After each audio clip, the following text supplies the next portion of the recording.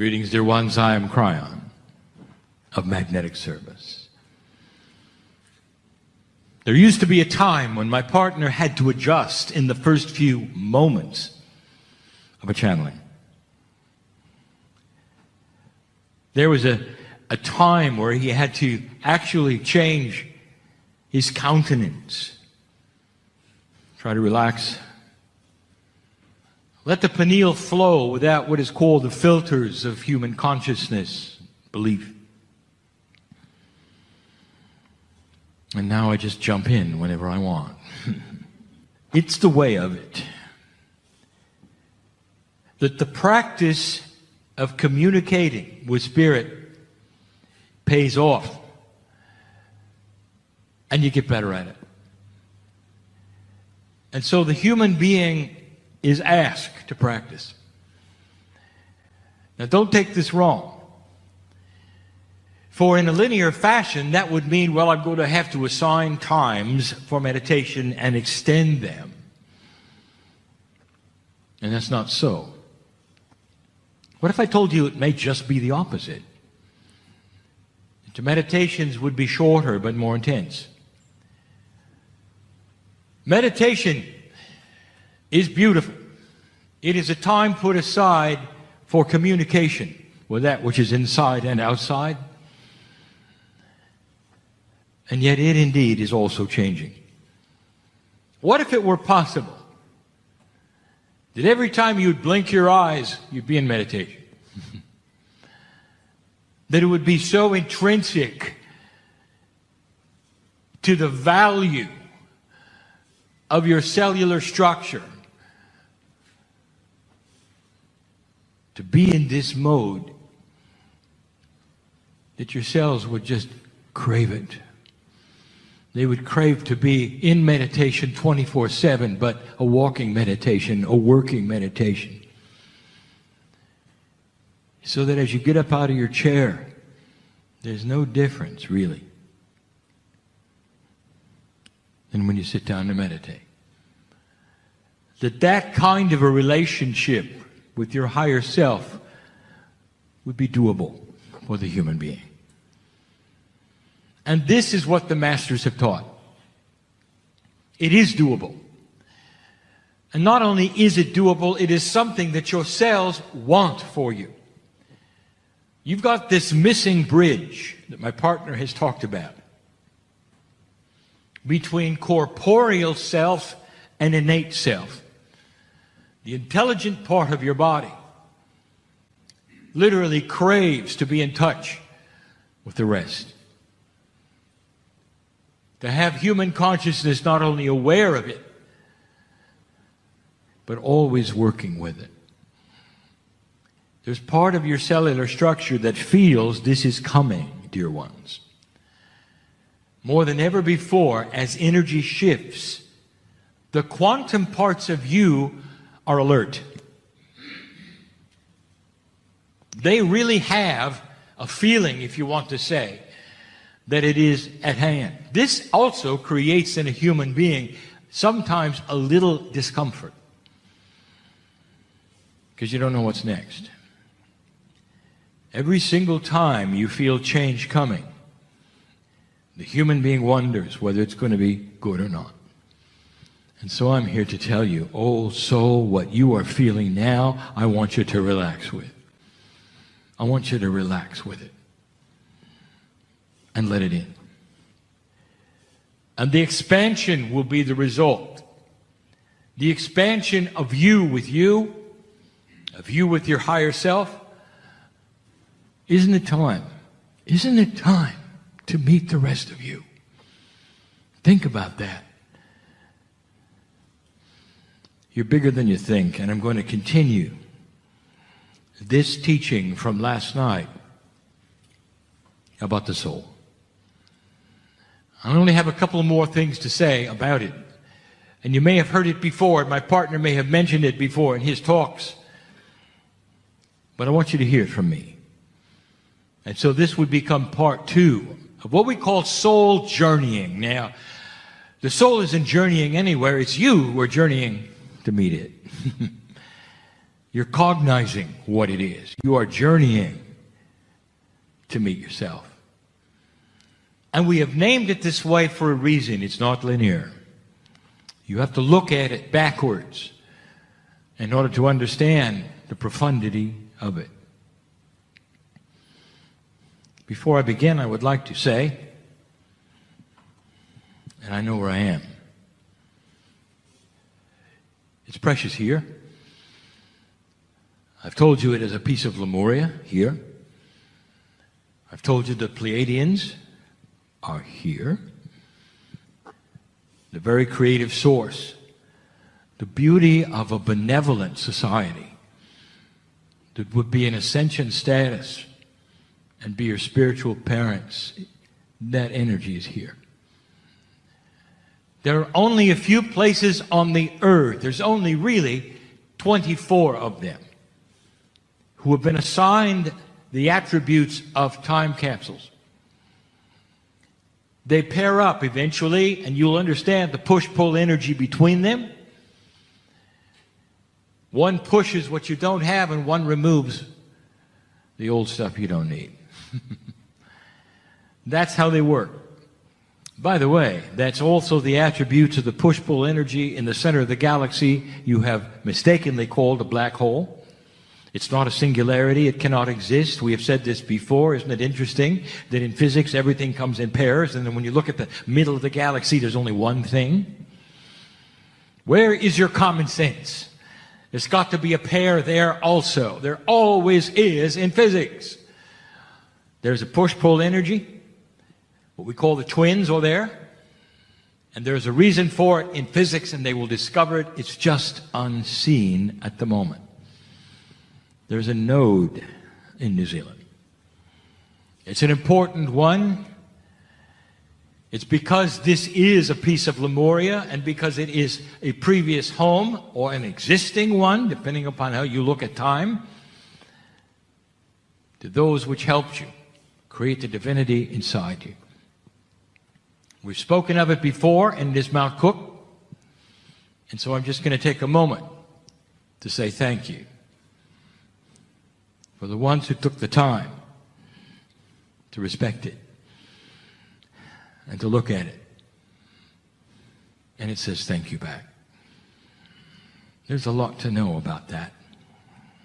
And as time unfolds and it gets paired up with its counterpart, I want you to look at the energies between them and realize why they are what they are. Enough said for that. I want to continue my journey of the human soul. It's not human.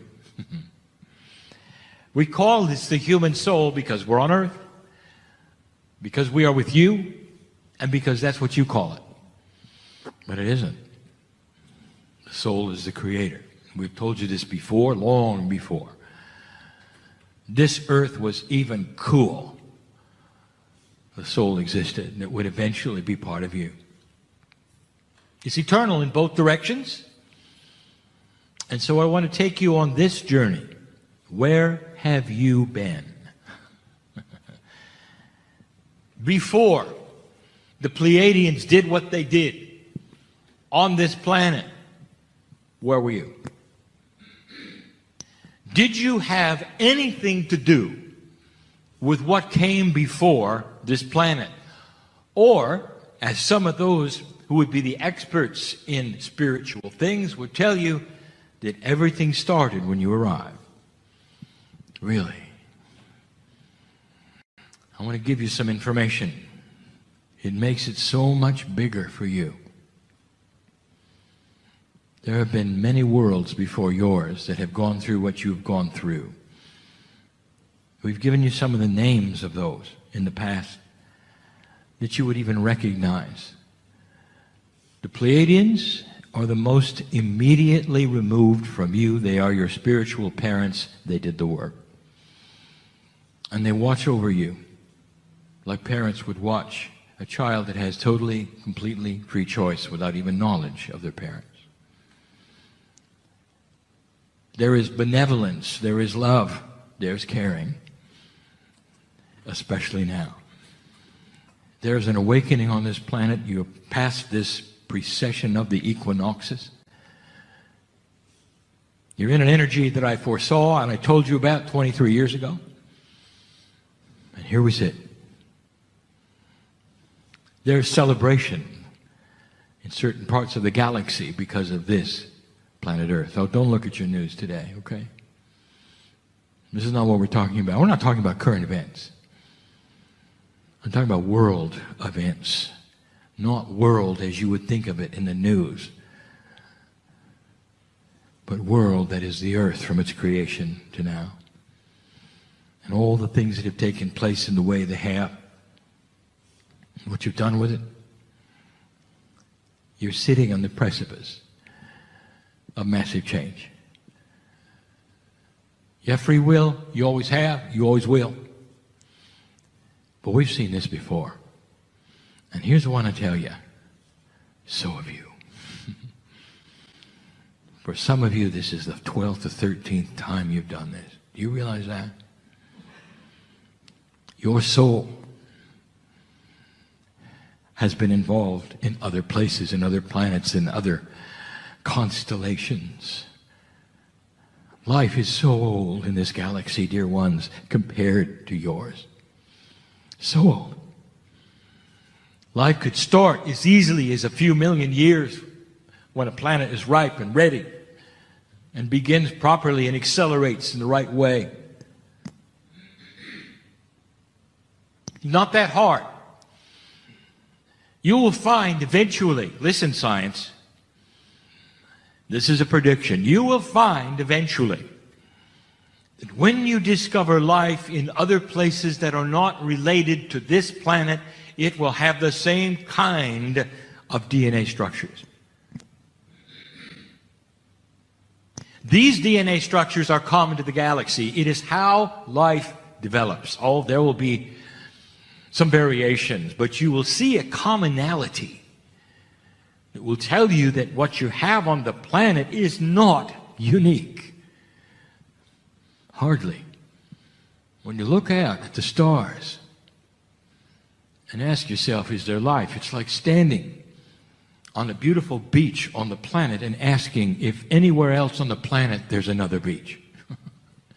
Just because you can't see it.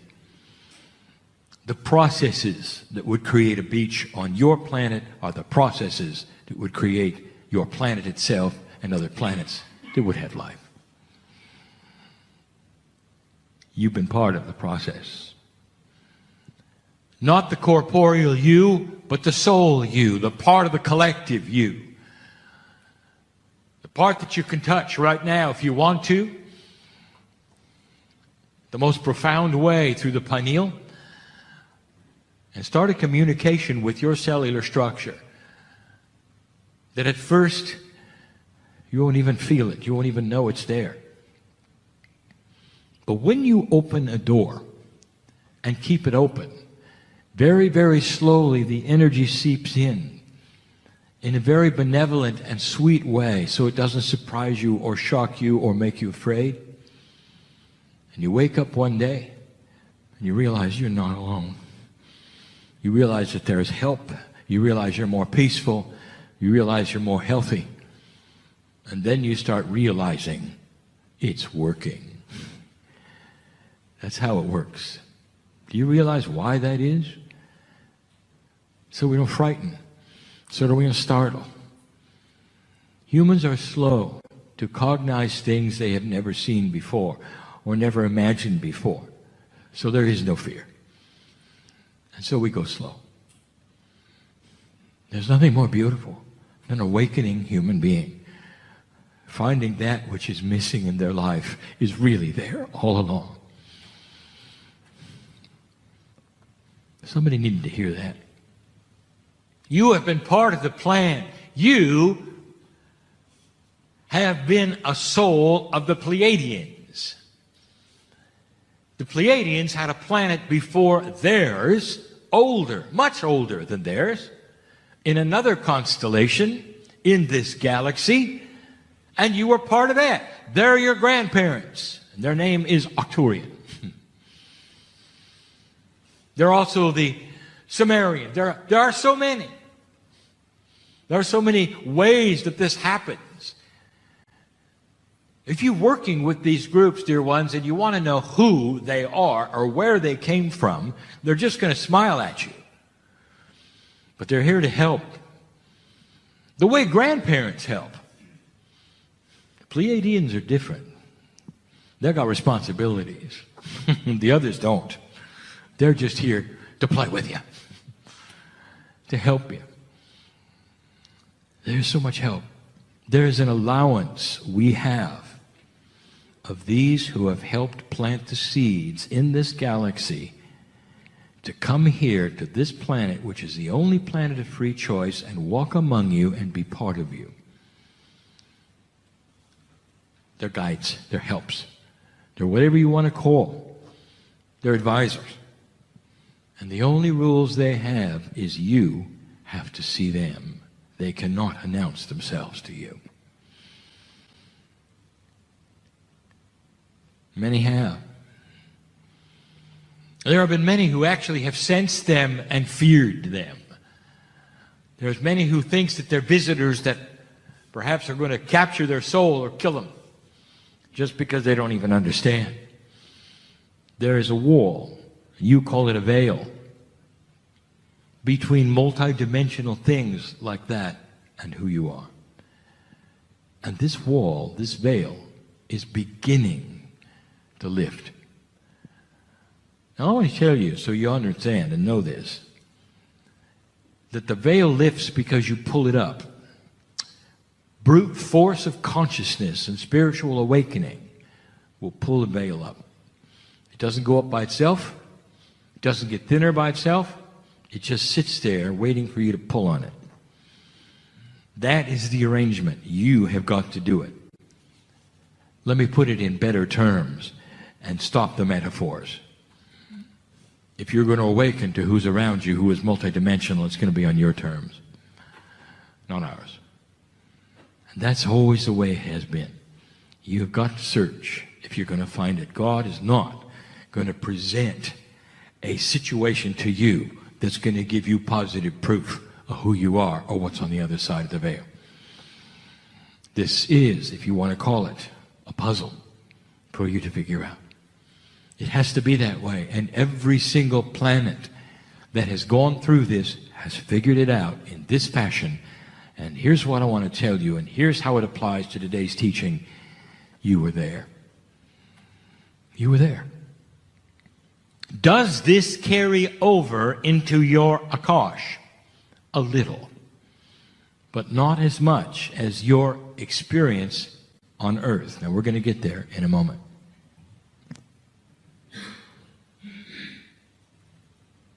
I want to tell you there's two things that I want to remind you of. And we've given them before, but we're talking about souls in general. So I want to tell you what they are.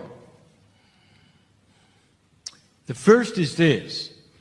Even though yesterday we told you you cannot put human attributes on God, and that it's a mistake to think that the creator of the universe has these human things, there's still one that you always seem to develop on your own. It's an old energy concept that's going to have to disappear before anything happens of significance to you. And that is the concept of judgment. Judgment is a human attribute, an old human attribute, an old energy human attribute that is separatist. Judgment comes from one human looking at another, or one civilization looking at another, and deciding that the other civilization is not behaving properly. Judgment is one human being looking at another and saying they're not doing it right. Judgment is everywhere. All over the planet, always has been. Judgment creates wars. And so naturally, when you build your religious structures, judgment is God. And it isn't. And it isn't. And it never was. But it's ingrained into you. Am I doing it right? How often do we hear that? Dear Spirit, I don't want to offend any angelic entity anywhere here. Dear Spirit, I don't want to do the wrong thing. Dear Spirit, this or that. What are you afraid of? Judgment? You're still doing it. And that is why I'm talking like this. You're still doing it. You're walking around feeling small. Why is that? Why do you humble yourself before God? Now, I just got in trouble, didn't I? That's expected, is it not? Be humble before God. If you are a piece of God, why are you humbling yourself before yourself? Does this make sense? Spiritual common sense. If you're a piece of creation, you don't have to bow to yourself. What if, instead, we said it's time to stand up from the humbling position and take the power that's yours? In benevolence, in courtesy, in generosity, in integrity, not humbleness. What good is it going to do to grovel before God? And how is that helping the planet? Groveling before God. And the reason I'm in trouble with this message is because that's what you've been given since day one. God is great, you're not, therefore you should bow a little. But if you apply the teachings of yesterday and today, and you start to realize that you are a piece of this majesty that is God itself, that it's in every single piece of trillions of DNA molecules in you, and that they all have a consciousness of wanting you to discover what that is, do you think they want to be worshipped? And the answer is no. I want you to start thinking differently about God, about the soul that you have inside. You deserve to awaken to your magnificence. How about that statement? And the magnificence does not show itself in egotism. You don't stand and beat your chest and tell everybody how good you are. No master has ever done that. You awaken to the wisdom and the maturity of mastery. What is one of the chief attributes of mastery? Silence. You knew that. Be still and know you are God. It's silence. There's an internal knowing where you can breathe the air of the planet and you can remember and you can say, you know, the air of the other planet, it was pretty much like this one. You're wise beyond words because you've been there and done that, and perhaps you don't know the details. But just sit there for a moment and be quiet. Can't you feel who you are? Is this too far removed? Is this too far removed from your intellectual pursuit? Is this too far removed from your 3D logic to think that there was more to life than what you've been told? There is no judgment. Stop humanizing God and creating attributes of situations that are human applied to God. How many times have we heard there are trapped souls someplace? They may be trapped between one place and another, and then humans will decide what those places are. They'll create levels, perhaps. The soul is trapped between 3 and 5. It's all human-made. You know this. How can the creator of the universe be trapped? There is no individual soul energies. It's all part of the whole. It is a collective that is part of you. And when you expire corporally and move on to the next level, the soul is collected from your body and becomes part of the whole again. Now, when you sense somebody who's departed, That is singular, and it's hard to describe to you. It's actual, it's real. We've even told you that pieces and parts of your loved ones who have passed over, the ones especially just recently, become part of you for your life. That's soul sharing, dear ones. It's important you understand how this works. So how can you have part of God trapped between some human created levels? And the answer is, it's impossible. Can I call it what it is? It's mythology at its best. So the next time somebody looks at whatever it is they're looking at and said that's a result of a soul being trapped, inside yourself, I want you to know better. It's not necessary for you to speak up and say, well, now that's not exactly right. That's not what the masters do either. No, I want you to know better. And the reasoning for this is so you don't see a system that doesn't exist. I want you to see the system that exists. And that one is beautiful. There's no issues. There's no problems. There's no trappings. There's no purgatories. There's no soul that goes someplace in preparation for something else. We told you that yesterday.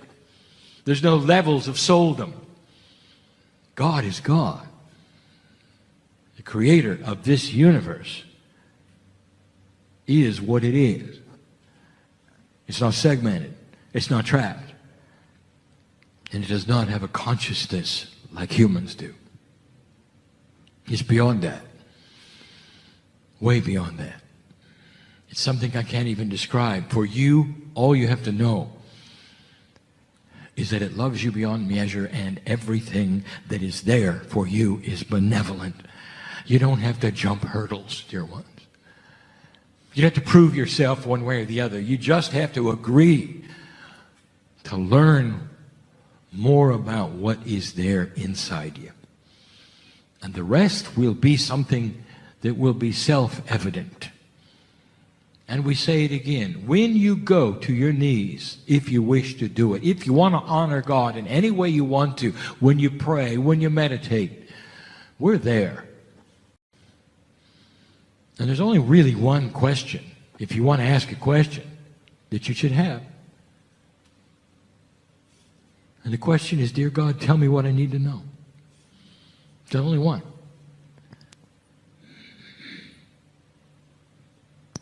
And the reasoning is this, is that all of the other things that you could possibly ask are subservient to that one.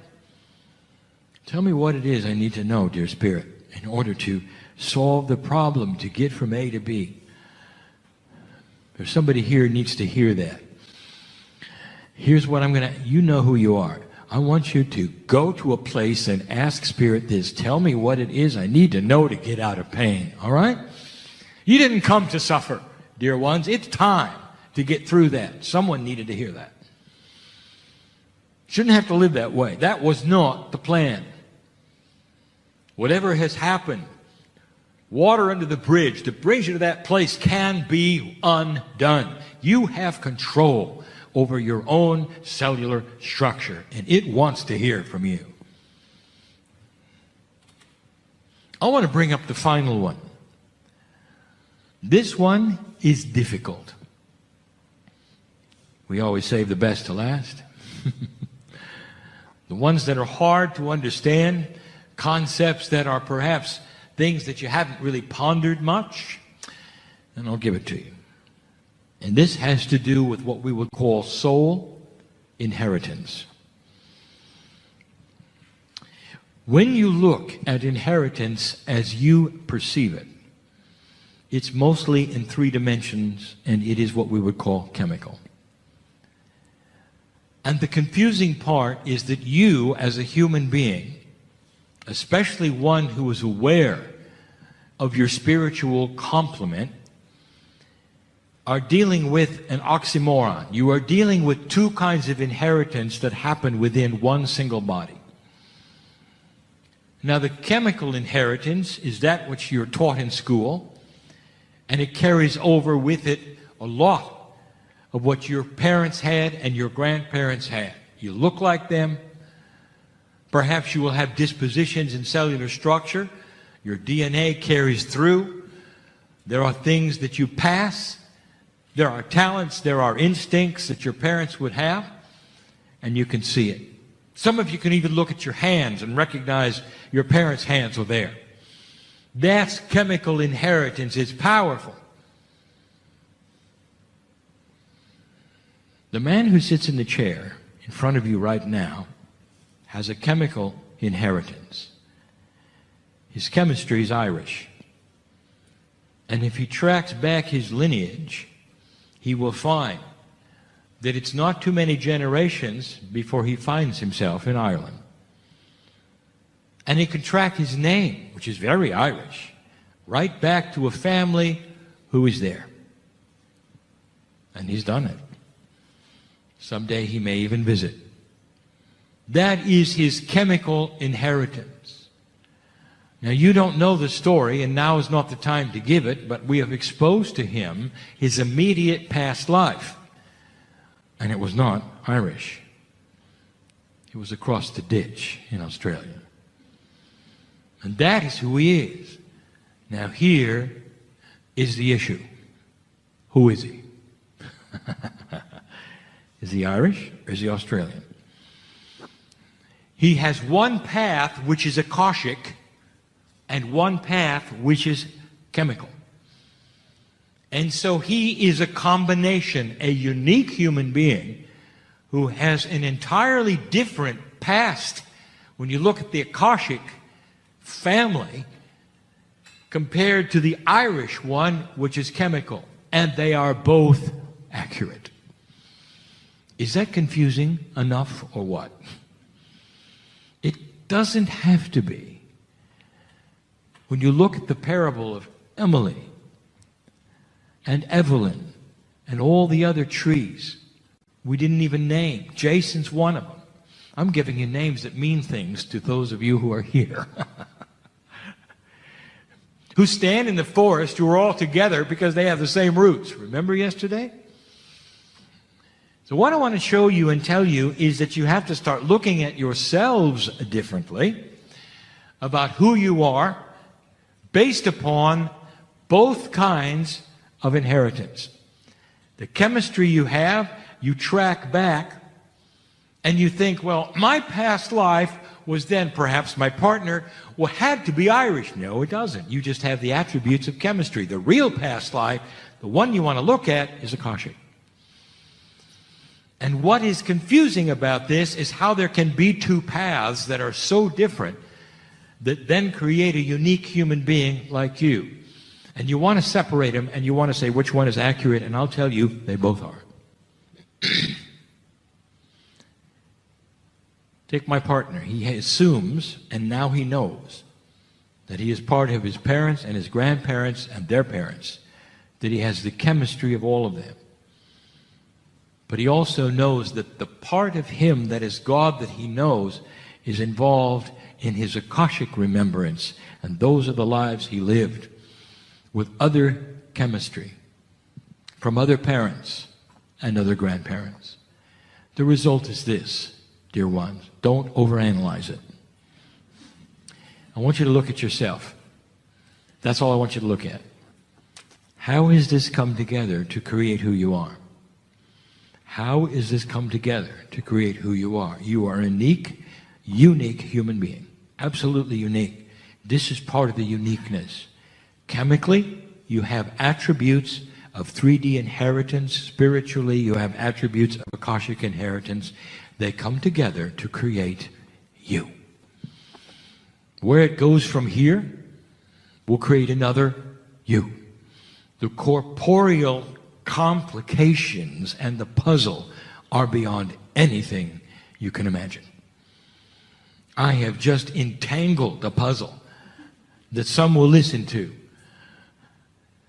and they'll start to realize the puzzle has always been there. It's going to unravel some things that you didn't understand.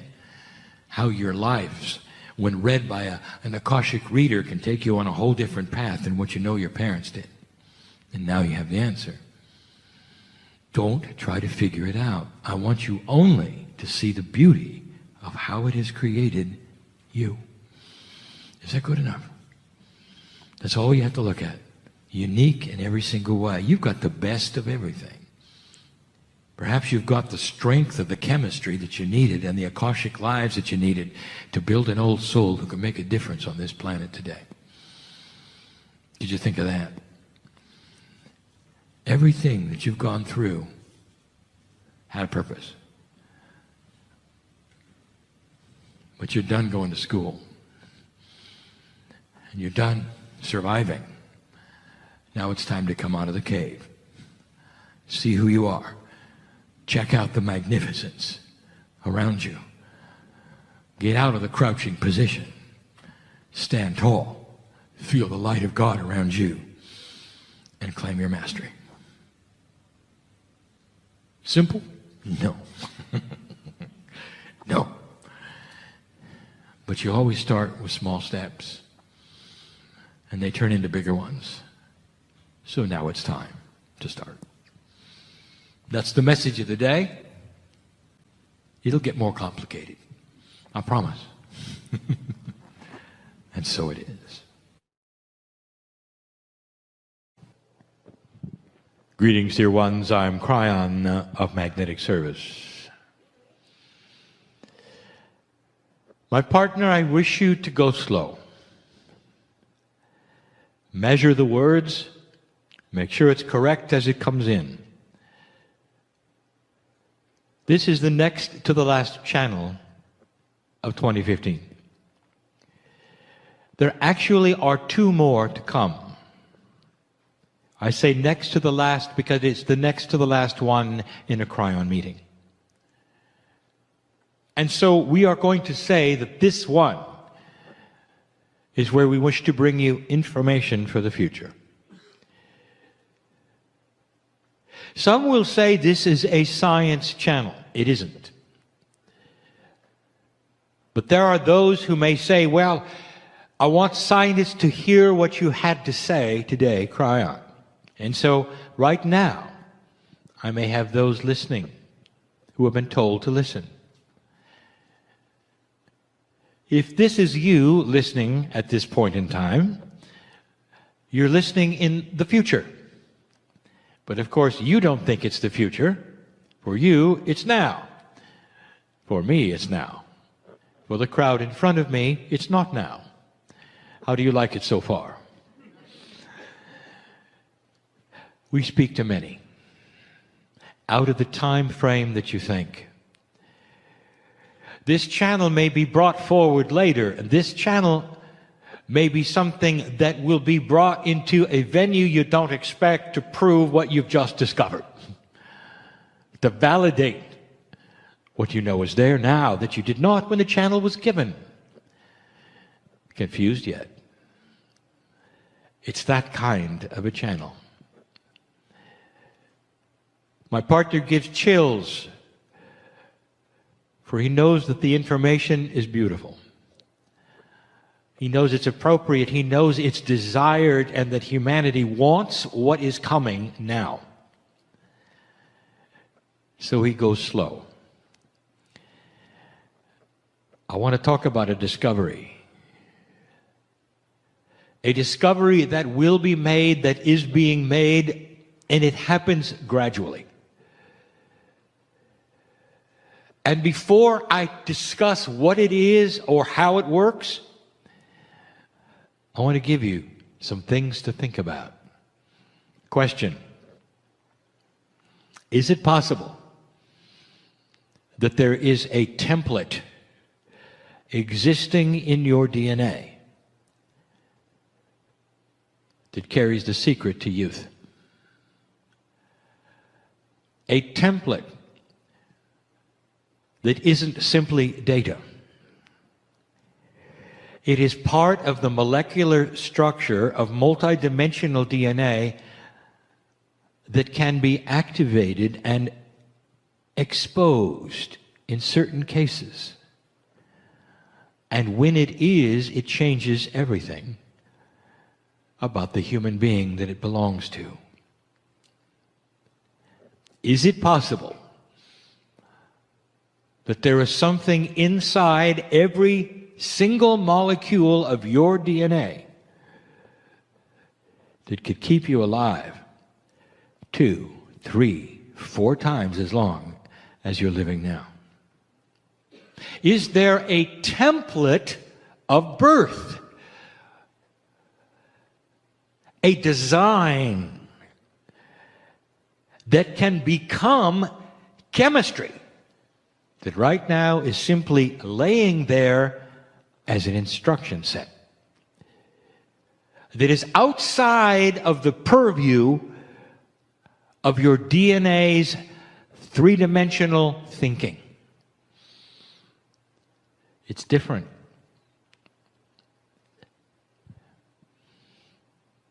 What do you think about the prophets who lived 900 years?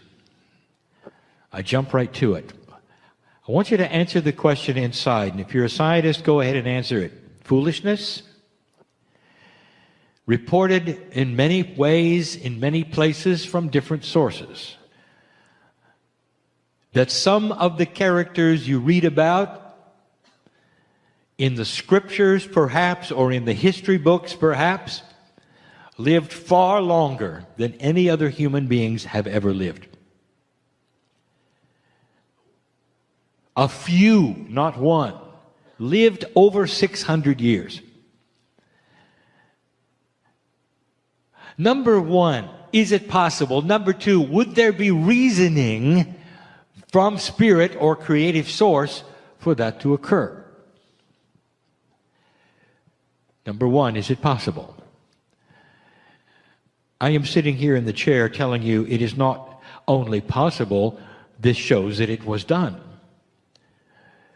In certain cases with certain human beings and with males only, they lived grand lifetimes for the procreation of the race with their consciousness. Simple mechanics. The male seed is fertile to the end. Females are not. It was the man who had to live a very, very long time in order to pass the consciousness through many, many children into a fresh area of the planet that needed that consciousness. Do you believe it? Now you know why.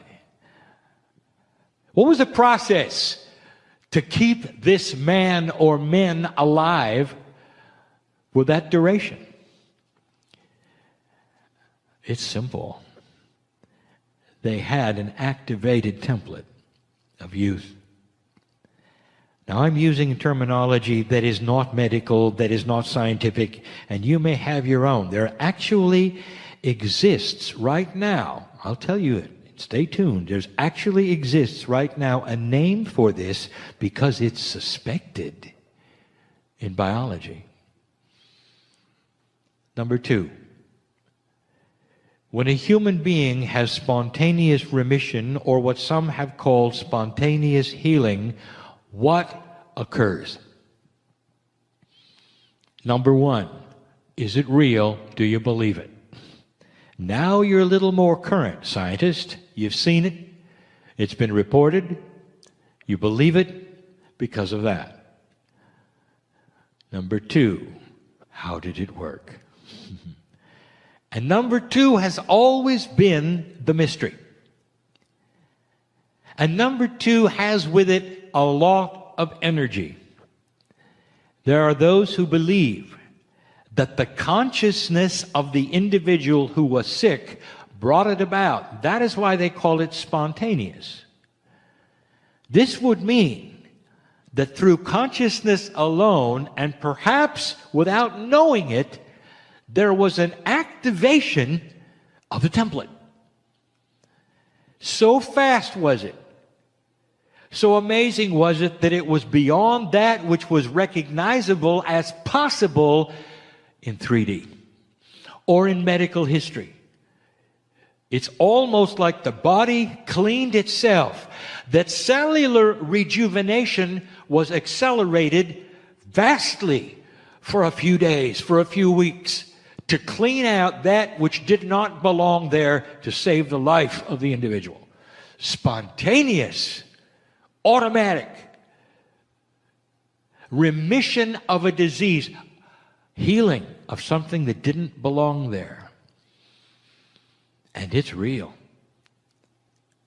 And in the number 2 category, there are those who say, aha, it's the placebo effect. As though the explanation, giving a name, was all that's necessary and you can walk away. Oh, it's just the placebo effect. Let's go do something else. What is the placebo effect? That really should be number 3. The placebo effect is human consciousness through expectation of results, getting the results for no reason except for the expectation. There you have consciousness ruling the chemistry of the body. Full and complete expectation activating the template. Let's talk about a little science. There is a field that is called quantum biology. It's real, it exists, there are those in it, and the premise is this: that biology, like other physics, has quantum areas. Therefore, the molecule itself of DNA or any other molecule must have quantum attributes as well as 3-dimensional attributes. Now, for whatever reason, this is controversial. You expect quantumness in physics for years. It has belonged to physics, and yet somehow there is a wall, a barrier that gets put there when you talk about biology, as though biology was not physics. But it is. In fact, biology primarily is physics. For chemistry depends upon the very things that quantumness depends on. The spin of the electrons around the atoms, that they come together to create certain kinds of chemistry of life. It is more profound in a life science than one that is not. Question: is it real? Quantum biology, the study of quantumness in biology and life science, is real. What have they discovered? They've discovered that some quantum energies actually change DNA in interesting ways. They don't know why. They don't know what. But when quantum energies of many kinds are applied to chemistry of many kinds, there are reactions. They don't know why. Doctors, let me talk to you. There is a suspicion that within certain molecules, there are things that should be able to be seen and they're not. You see the results of them in quantum experiments, but you cannot see them through an electron microscope. They should exist to create the result of the experiment, and they don't. They're invisible. Dear ones, they're not invisible. They're multidimensional, just as you suspected. So it carries us to this. Therefore, the template that we are discussing inside the human body that exists in many molecules, including that which is DNA, is only visible if it is exposed by a multidimensional force. Let's say it again. In different words, my partner, here it comes again. The suspected energy in certain molecules will show itself when you expose that molecule to other quantum energies. Period. It is the only time when you get to see what is there. And when you start to see it, it will start having cluster patterns. Patterns that you may not recognize because you have not seen it yet in three-dimensional biology. But you've always suspected it. Let's call it what you think it is, the you-thing cluster. The you-thing template, it should be there. When certain experiments are done, it shows itself for a moment and then stops. Some have applied magnetics as the multidimensional force to expose the template. And so the experiment goes like this.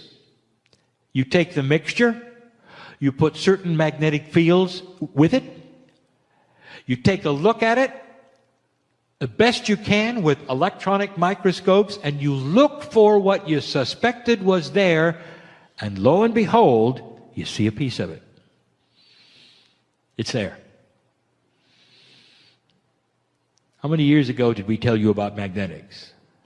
How many years ago did we tell you that magnetics is a field that's going to be part of biology, and when you come in contact with what is called designer magnetics, and when you learn how to create magnetic fields that are designed and purposely placed, that is when you're going to see things happen, not with simply a magnet. Not good enough. You're going to have to come up with something more. But dear ones, when you do, it will be a multi-dimensional force, which, by the way, magnetism qualifies. A multi-dimensional force will reveal the you-thing molecule's attribute. The template is in everything. The template is in everything. Spontaneous remission is the template being activated in certain cases by the human being's consciousness, either survival or fear or divine intervention. And you've seen it over and over and over. One of the things that's going to happen in biology is the increase in the acknowledgement of quantumness and the beginning study of creating a life force which is now different because it's exposed to quantum energies. Exposing the template for what it is, to be able to be seen even in 3D partially. When exposed correctly, it will show itself. Then things start to move. Now, let's turn the page. And scientists, you can stop now. Because now we're going to talk about things that you will say are eye-rolling to the max. You'll say it couldn't be this way, it just isn't this way. When I reveal what innate really is. The smart body, that which you have called innate, is in total control of the exposure of the you-thing template. When multidimensional forces are applied, innate sees it and exposes what it should expose.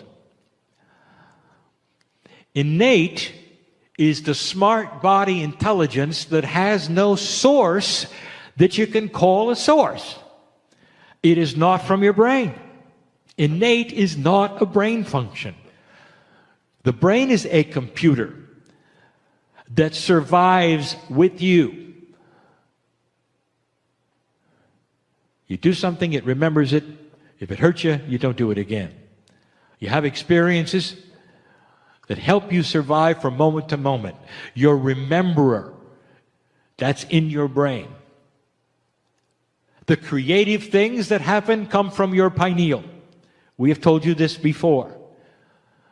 The things that go beyond both of those is part of the triad, which we said involves the heart. The heart is so important. It actually is involved in some of the things that scientists say the brain is doing. It's the heart that's doing it. There were those who say, well, look, if you don't have brain functions in the heart. Oh, yes, you do. There's synapse in the heart if you want to look for it. There's magnetism in the heart if you want to look for it. There's all manner of things in the heart. It is not innate. So what is innate?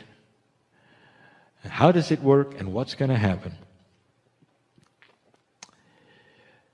We've talked in the past about the future of humanity starting to come in differently. That part of what is going to be in the future is children born with a much more advanced innate.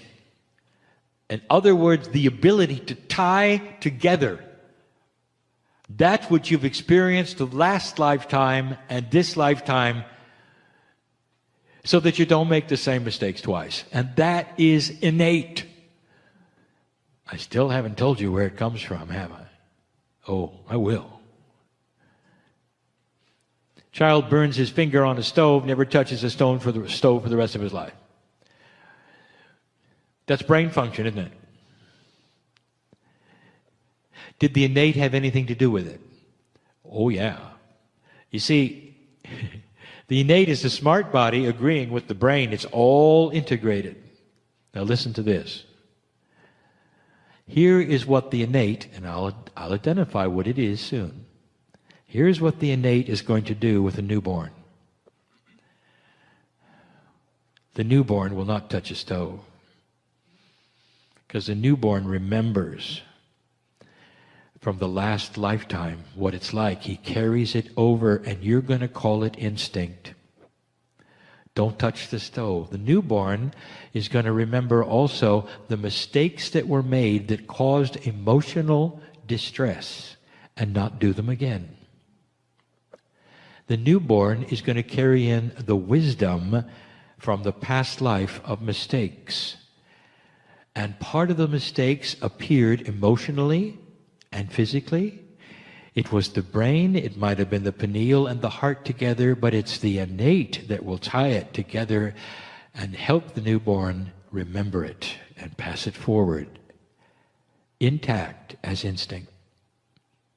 Now I'm going to tell you what innate is. And it's confusing, because you will then linearize it. You will not be able to understand how it passes from one life to another, because you don't know how multidimensional things work, especially when it has to do with the soul.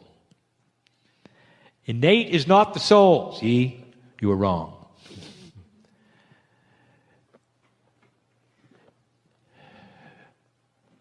There's a Hebrew word meaning to ride. And the Hebrew word to ride is Merkaba. And the Merkaba of a human being has really never been defined really accurately. What is it? What does it do? The Merkaba is huge, 8 meters wide. Every human being, here's what it is. It is the multidimensional field which is created by trillions and trillions of DNA molecules. The DNA molecules are identical all through the body. Every single one of them, unique to you and identical. That ought to tell you something, because when they get together, if you want to say that, and they're always together, they create a field around the body. The field is a multidimensional field. Spiritually, it's always been seen and known as the Merkaba. Welcome to the innate. Your DNA collectively is what innate is. DNA cannot be taken apart as one thing or another. It is either collective or it is not. Let me tell you something. DNA decides when you die. Innate decides when you die. The field around you will give up the ghost. It's not the brain.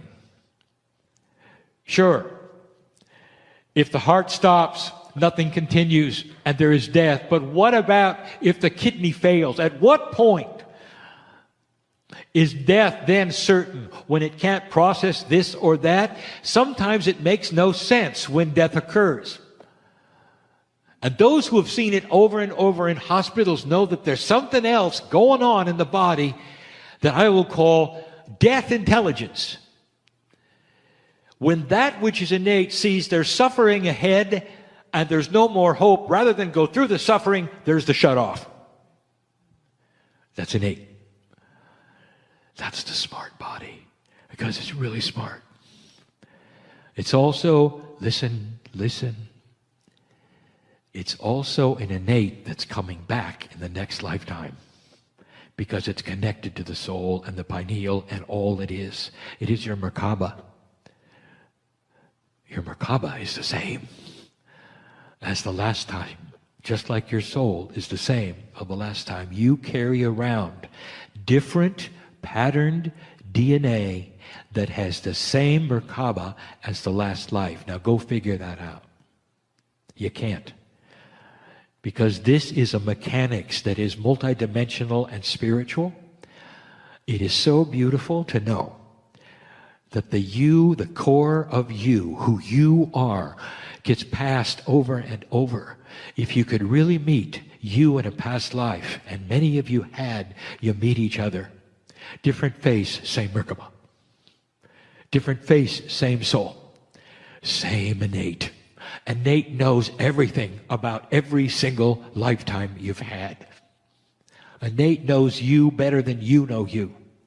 And when you start getting in touch with innate, this is when things start to happen, including the ability to activate the youth template. Are you listening? It's going to happen. Humanity is going to start living longer for numbers of reasons. When they start being able to activate it artificially with other fields that are quantum, there will be a rejuvenation of that which was the temple of rejuvenation. We told you it was coming back. Just different looking. And the other one is you. You with you. How many times have we told you this? That the consciousness of the human being, when fine-tuned, taking on the attributes of life and mastery, will live a very long time. So, Kryon, where do stem cells fit into all of this? That's where the templates are. That's where the templates are. And the stem cells are in every single cell you have. They're still there. Even that is controversial, but that is being shown and learned. There's a fast track to stem cell technology that is being investigated. But even that is not necessary. There come a time when you use your own stem cells instead of any from any other source, because they're the ones with the template you really want. Innate. There are things coming you don't expect. When are they coming, Kryon? The answer is yes. When you allow them to come. When there's enough light on the planet, listen to me. When there's enough light on the planet where these discoveries will not be weaponized, and that's when you'll get them. Do you hear me? When will that be? When you create it. Dear ones, you're in a struggle right now with light and dark. You know this. When it's over and light is predominant on this planet, and that is to say that integrity starts to win over non-integrity. In business, in government, in all things, you'll start to see shifts of what people will accept and what they want. It's going to come from the people first and then trickle on to those things. That is when you start seeing these kind of things happen. They're in the works now. Some of it has actually been discovered now. I'll tell you this, because Kryon does not reveal things that are not discovered. They have to have been discovered, and they are. But typically, they're at their infancy, and it will take a long time before they are refined. But the template is there, and some are seeing it. Kryon, what will the template do? And the answer is just exactly what you think it will do. Cell rejuvenation will be almost perfect. The telomeres will not shorten. The body will not age. Kryon, this is going to create social problem, isn't it? Too many people, right? Not enough food. Can I say this one more time? Oh, how 3D of you. You'll figure out what creates babies. You'll be wiser for it. You'll figure out how to create food for the planet in multidimensional ways. Do you know what happens when you expose seeds to multidimensional energies that are benevolent? It's not a GMO. The plant itself accepts it as a benevolent sign. Just like innate with its template, do you think that the life force of plants might also have something like that? Can you imagine growing perfect crops, 5-6 times the yield, with no pesticides at all, very little fertilizer, growing on its own because it knows now, as a life force, that you need it to grow? What a concept.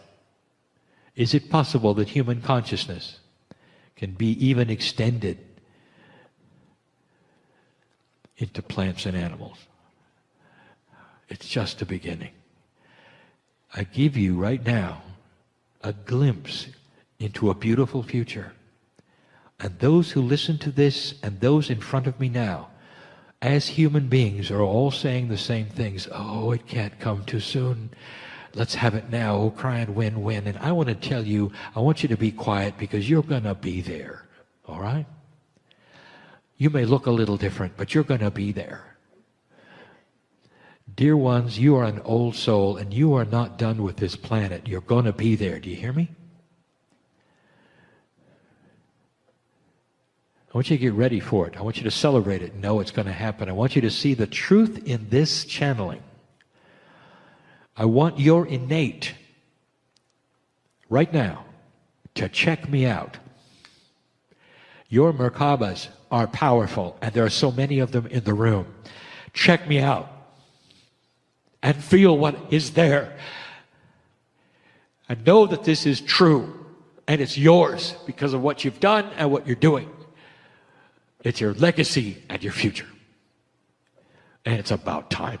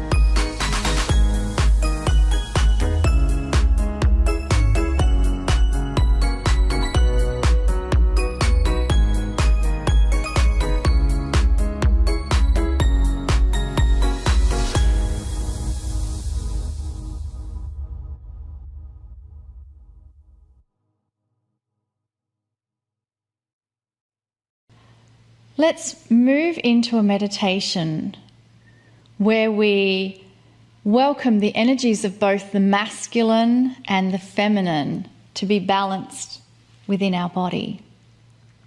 So I invite you to close your eyes and allow everything within your body to just relax. Have some deep breathing and feel the energy within your body. And focus on the attributes of masculine energy and what they mean to you. You may think of words such as protection, strength, courage, and allow yourself to focus on the energy of the divine feminine.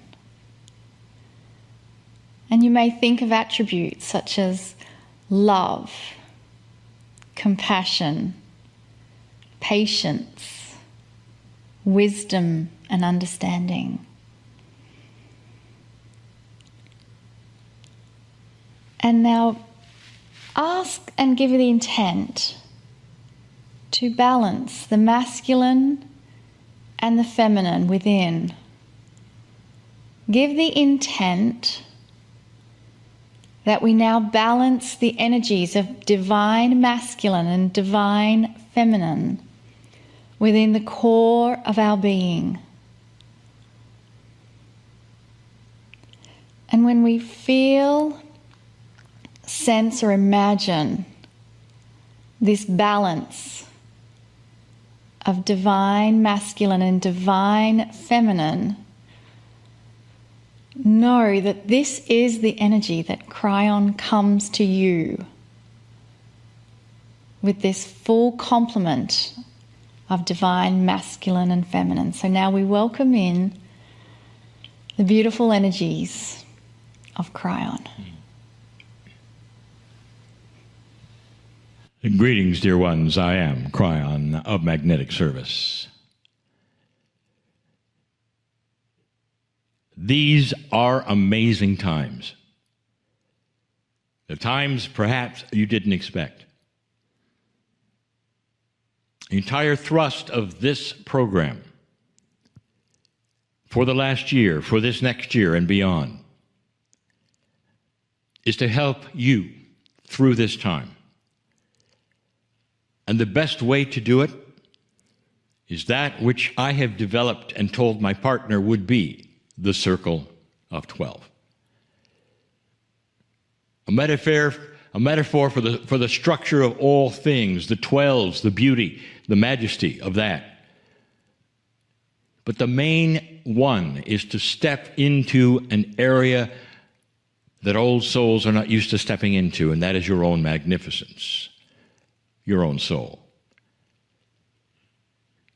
This month, we present 4 channelings, and this will be the first of the 4. And those 4 channelings are going to be called things which are hiding in plain sight. So hiding in plain sight is the title, and it's going to be a revelation of the true magnificence of every human being. The fact that they are hiding means that they are unknown to most. Something which is hiding usually means that there is an intent in the hiding, and there is. We have told you from the beginning that free choice is that which we give you to develop and find things which are hiding. That if you simply wander on this planet and look around with what people tell you, with what is there, with what is presented to you in 4 dimensions, you will not see it. The ones who were the best at discovering the things that were hiding were the indigenous. They recognized right away that there was more to what was humanity themselves than what they saw. And that led them to so many things that today you are rediscovering. They discovered the things that were hiding in plain sight, including the connection to the earth, the connection to the ancestors. They knew about astronomy way before there were astronomers. They understood what was in the sky and how it moved, affected them, just like the astrologers of today. So there are many things that are hiding, and we have chosen 4 of the major ones. And the major ones that perhaps you know, or you think you know. And this may be a review for the old souls, but there are so many listening to this who need to hear it. How do I begin to tell you what the first one is? And it's the greatest one. We don't save it till last. We want to reveal it on this program in all of its beauty and its glory. Because these are the things you are not told, dear ones.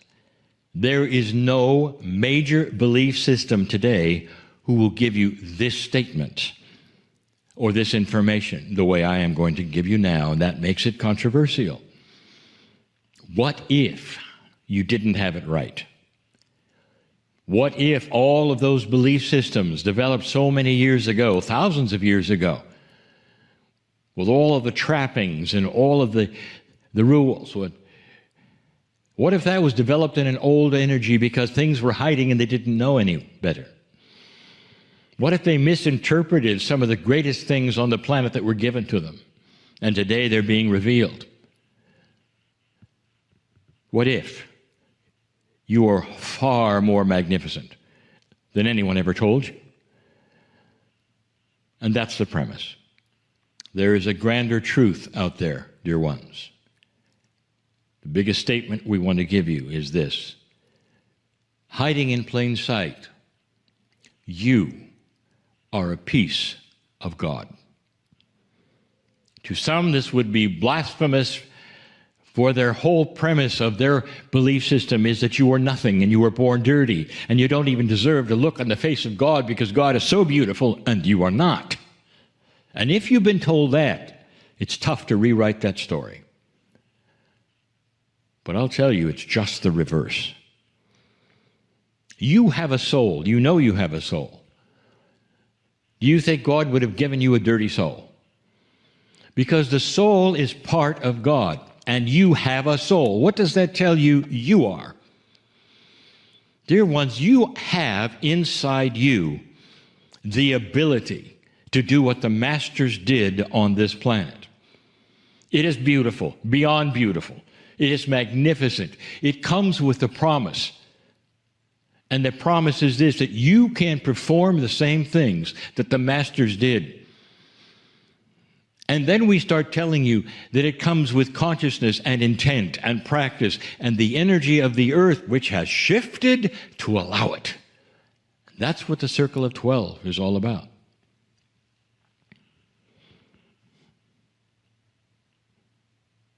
There was a master named Jesus, followed today by 1 billion people. And it was carefully done. He was put on this planet as a man, not an angel. An angel did not come down called Jesus. It was a man. And through this short life of this man, especially toward the end, he showed everyone who was there what he could do. And it was miraculous, truly, today. He woke people up, seemingly, who were dead. He created things out of nothing and was able to supply the fishes and the loaves and when there were none. He walked on the water. He did so many things that those who will follow him will talk to and say, you see, that's why we worship him. He didn't come to be worshipped. Dear ones, that man came to this planet to show you what you can do. He was called the Son of God, and yet He himself, in certain ways, perhaps in veiled ways, in certain metaphors, said, "You're all sons of God." And that was the reason he came, to show you what you could do. And in an old energy, dear ones, he was worshipped, and then, of course, he was disposed of. That's an old energy of the planet. That's what you did with the prophets at the time, and he wasn't the only one. Now, here's what I want to tell you. Almost everything he did is being done today by other men in certain countries that the Western world is not even aware of or doesn't want to acknowledge because it's just too strange. Creating things out of nothing, yes, it's been done. Awakening those from the dead, yes, it's been done. Touching people and having them go into spontaneous remission, yes, it's being done. Creating changes in physics so you can do things even as odd as walk on the water, yes, it's been done. In this modern day, you can find it, and it's there. Because that was the message of the Master. You can do these things just like I can. Because inside you, you have the creative source. That is the legacy that you come with, old soul. This entire time, from 2012 to now, has been shaped by the changes in the magnetic grid when I arrived in 1989, moving in a way so that consciousness could also start to shift and move. The relationship between consciousness and magnetics has been shown in science and proven. Therefore, consciousness is energy. And now you know, consciousness can play an important part in physics, and they're going to discover that. Already they're starting to work with that which is coherence, and that is what one human being can do with another and with groups. All of these things are starting to rewrite what you think you can do. And now some of those who come to this program as guests will start to use the same words that I have used for all these years. Look for the words magnificent. That's who you are. It's difficult to rewrite a story, a narrative, perhaps, that you've had from birth that would say to you that you are not able to do certain things, that you're not worthy to do them. And people in high respected places, perhaps even those you love, will face off to you and look in your eyes and say, "You know, don't you, that you're not worthy?" And you believe them. And it's not a conspiracy to make you unworthy. It's the best they had, dear ones. It's their belief, dear ones. But what if, just what if, it's changed? And now the revelation of a grander truth, a beautiful truth, can be yours. What if the sun has come out spiritually and given you the ability to look around for yourself and say, well, maybe they got it wrong. And it's not their fault they got it wrong. And they're still getting it wrong. It's not their fault because it's their narrative and their story and what they were told and what they believe. But what if it's so much bigger than that? And in that, perhaps you don't need a system at all. In that, perhaps all you need is love and the compassion to take the hand of Spirit and say, yes, I now understand that I am part of the plan that is God, that I'm here for a reason that is far, far grander than anything anyone ever told me. And that reason is to help the planet with compassion and love. And I can do it just like the masters did it with them. And I can assemble people who want to know about it because I love them so much.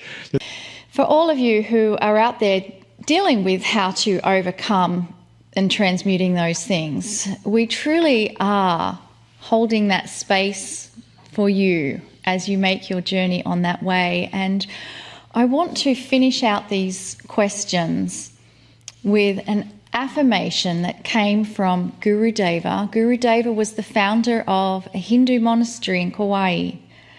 And when Lee and I were there, I picked up one of his affirmations, and they sit on my desk. And interestingly, when this question came up, that affirmation was on my desk. So let's use that affirmation as we prepare for that message from Kryon. I invite you to close your eyes and hear these words from Guru Deva.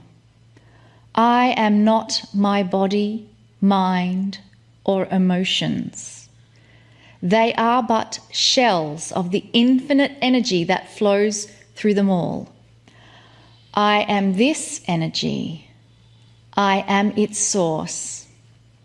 I am on my way to merge with the Creator. And let us now hear the beautiful message from Kryon. Greetings, dear ones. I am Kryon of Magnetic Service. I always say this, that I know who is listening. Spirit understands so much more than you think. Did you ever consider your soul as part of an entirely huge system of souls? Did you ever consider the multidimensionality of you and your soul being part of the creative source, God? And it is. This is how we know the consciousness of those who tune in, those who are listening, those who are watching live, those who are watching later. Even if this message is seen months, years later, it is still alive with the grandest truth of the universe. This is a series of 4, and this is the second series of the 4. And the title of the series is Things Hidden in Plain Sight. We brought you the first one last week, the grandest of all. This second one may seem to be something that is common, that I've repeated over and over. So we're going to personalize it just a little bit for your time. One of the grandest things that is hidden in plain sight for you, all of you, is that you are a healer, a self-healer. That everything in your body that you consider is inappropriate or wrong, you can change. And you can change this as you sit there. Hidden in plain sight is the ability for you to actually alter your chemistry. Not only can you alter your own chemistry for your own healing and youthing, but you can alter it at the core level. That is your DNA. You can change the instruction sets of your DNA. That is how powerful you are. And some of you are saying, I don't understand what that means. Dear ones, your life and your chemistry is written in the manuals, you might say, of the chemistry that is so complex within your DNA. There have been those, not just me, who have faced off with you on this very program and said you have the ability to rewrite those instruction sets so that if you have what is called an inheritable disease, you will not pass it on to your children because you can erase it in your instruction sets and never worry that they'd have it. It goes even beyond that. It's so what you would call metaphysical or esoteric that you would say, I don't understand it because it can't happen. And that's where you're wrong. You have grown up with instructions that tell you, a programming that has told you outside of the body of what you can and cannot do. And so, therefore, when something hurts, you never go inward, you go outward. You find someone else who can help, and they often can, and many do.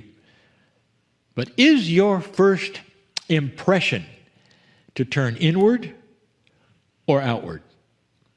Inside of you, what hides is majesty. I want you to consider some things, and then I want to get personal. Let's say you have a tumor growing in you. Whether it's benign or not, it's there. Where did it come from? Are you aware it did not come from outer space? It did not come from another dimension. It came from, are you ready? Your own chemistry, thoughts, and consciousness. That's where it came from. Now, you won't like that. And those perhaps who are sitting and listening to me who are in trouble with something growing in them will say, I didn't ask for this, I didn't create it, I didn't want it, it just arrived. And I will tell you something, dear ones, that all the evidence is in your consciousness and your body. It didn't come from outer space. It grew there because of the chemistry that was either created by you, your thoughts, or allowed by you because of your habits. You created it. Now, if you understand that, you also understand you can uncreate it. The chemistry that created it is the chemistry that can uncreate it. It is doable. So many times, we have given you this phrase. Talk to your cells, they are listening. And there are so many who will say, well, I don't fully understand that, but I'll talk out loud to my cells, and I'll tell you this, that you're simply throwing words into the air. You're not getting it. This has to be an internal process of intent where you sit there for some time and visualize all of the cells that you want to talk to and start giving them the intention of what they're going to do. I want you to understand that there is one boss of the body, and that's you. Your culture, however, doesn't have you as the boss. Somehow you live in your head, and everything below your head is just what they call potluck. It'll just do what it does. And then you're just lucky if you survive. And that is how you've been taught. You have no control. And you hope everything works. That is not how it works. Hidden in plain sight is the ability to change chemistry, to void things that are inappropriate in your body. Did you get that? You can heal anything that's there. You can accelerate healing of anything that is there. You can make it go away, just like it arrived. This is provable. So many have had this happen. You count on this process for homeopathy, sending body a signal, a tiny signal, and it works. Spontaneous remission, it works. You've seen this. Placebo effect, it works. You think it's going to work, you get a sugar-coated pill, and suddenly it works. What does that tell you? Hidden in plain sight, the master healer of you, your chemistry, your DNA, your body is listening. Okay, I'm going to give you the same information I have given before, that my partner has answered in questions before, regarding the vaccination. And it doesn't matter which one. I'm going to tell you something you should hear. There are those out there right now wringing their hands because they do not want to take the vaccination being offered all over the planet. They may fear the chemistry of it, or they may not like it. Now, this is not a political statement. It's not about whether you should or should not. This is a statement in case you take it and you feel you've had to, and you're sitting there in despair because you've taken something you didn't want to, and now you're afraid of its effects. First of all, let me tell you, you should be. This particular vaccination, one of them in particular, down the line will show itself as inappropriate in reproduction. You're going to see it. And they didn't know it, and it was not tested long enough But there are those who say everyone should take it, and therefore many have. What about you? Let me tell you something. If you take it, you are in charge of the chemistry of it. Listen to me, listen to me, listen to me. On your own, even if it's RNA-based, you can change what it has done. You can void all of the inappropriate things and be just fine. If you can change the chemistry of your ancestry, you can do that. I want you to know, and I want you to hear it. If you fear the vaccine, now, many don't. Many feel it is exactly what should be. But if you fear it and had to take it, or are facing the specter of taking it and you don't want to, don't wring your hands, dear ones. Don't be afraid, dear ones. You are the master healer of your own chemistry and can void anything inappropriate in your body. That is miraculous, and that is hidden in plain sight. Why don't we all take a moment, including my partner, and respect this. Sit with it and say, thank you, Spirit, in these times of trouble. And I invite you to close your eyes, deepen your breathing, and think about all of the masters that have been on our planet. There have been so many come in physical form to show us the potential that exists within all of us. And each of you will have your own version of who that master healer is for you. They could be alive on the planet now, or they could be someone that has been on the planet, had an end-of-life experience, and is now communicating at a soul level. Whatever that master is to you, let us ask to receive an eternal peace to help us in our understanding of the bigger picture, to bring us peace when things happen and we don't know the reason why something has happened. So that when we face a situation where we look at that situation and ask, why did this happen? Let us use that as the invitation for the energy of peace to descend upon us from the masters. Allow the energy of peace to descend upon you. You are receiving that from the masters. And as that bubble of peace wraps around you, let us invite the wisdom of the words from Kryon.